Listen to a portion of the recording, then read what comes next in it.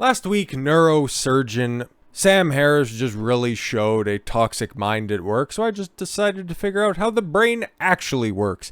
How the brain clears out toxins. I guess it takes a little bit more than, 2 years, I guess, to just get rid of your biggest mind fog? Anyways, many of you heard the lymphatic system. The waste removal system of the body responsible for clearing out cellular debris, fluid, and inflammatory byproducts.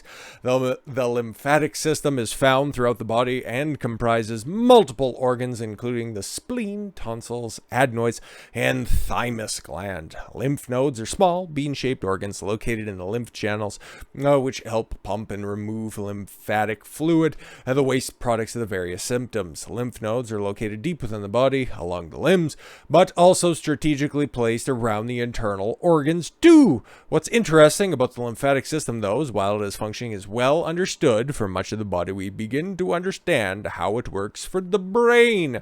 Yeah, no, you know about lymph nodes that are everywhere except for the brain, so how does that filtering process work for your most vital of organ? Human body is exceptionally capable of taking care of itself. It comprises a vast system of internal organs, nerves, connective tissues, and many other structures. These structures and tissues each have specific functions, from the support of energy production, signal transmission, secretion, elimination, and more. Well, the body is almost infinitely self-sustaining. When given the right tools to support an optimal internal environment, maintaining the self-sufficiency requires several processes. One of these processes includes the removal of harmful byproducts of cellular metabolism in the body. The body is a multitude of complex structures and systems that work. Yeah, that's nice. Anyways, ATP, cellular energy. Energy is the most broken down form. Is found within the molecule of adenosine triphosphate, ATP. While one portion of metabolism creates and uses ATP, the body must be able to clear out the waste after ATP is used. So where does the waste buildup process look like? Examples of this can be found throughout the course of the day in many different actions we perform, from eating and drinking to exercising and even simply breathing. They can include when we contract a muscle over a brief period of time during a bicep curl, and even when fighting off pathogens. Interesting. Well, yeah, lactic acid buildup and all that jazz. When we exercise, we utilize a phosphocreatine to generate adequate levels of ATP in muscle fibers, leaving behind creatine broken down myofibrils, both of which must be removed in order for proper muscle tissue healing to occur. When we fight off the viruses, our immune system detects a foreign pathogen and initiates a response that includes increasing our metabolism. Following this immune process, dead cellular debris and neutralized viral cells must be eliminated in order to prevent chronic inflammation and buildup of unnecessary materials. So now that we know that, let's go on to a new system in the body, the glymphatic system. The reason the glymphatic system is referred to as such is that it's associated with the formal lymphatic system in the body, while being tightly regulated by a major group of cells within the central nervous system called glial cells.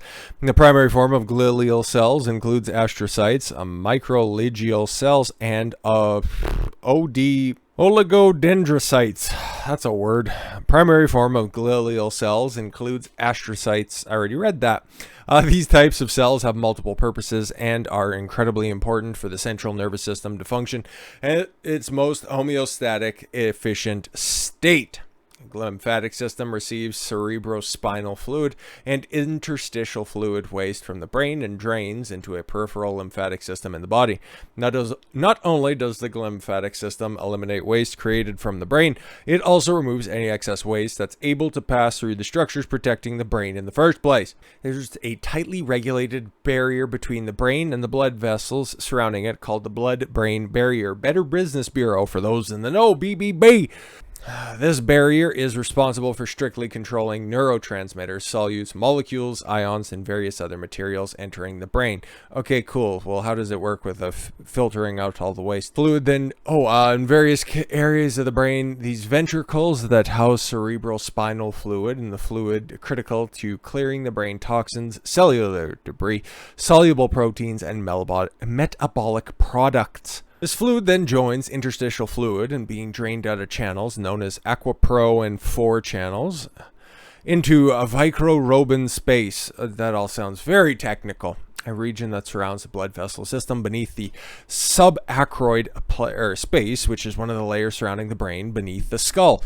It's the space between the thin layers closest to the brain, known as the pia mater, and thicker arachnoid, there's no spiders in your head, matter of the brain, in which one layer closer to the skull. From this space, the combination of cerebral spinal fluid and interstitial fluid eventually drains into the peripheral lymphatic system via the jugular vein and joins the rest of the body's waste material. Oh, interesting. So it all just loops back into the lymphatic system. How adorable. All right, so the reason the glymphatic system deserves more attention due to its growing body of research demonstrating the significant overload of waste material found in the patients diagnosed with some of the more common neurological diseases.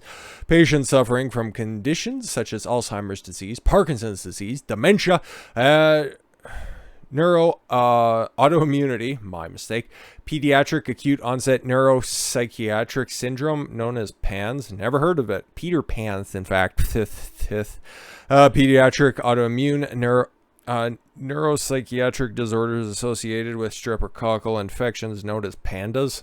Sorry, we got pans and pandas.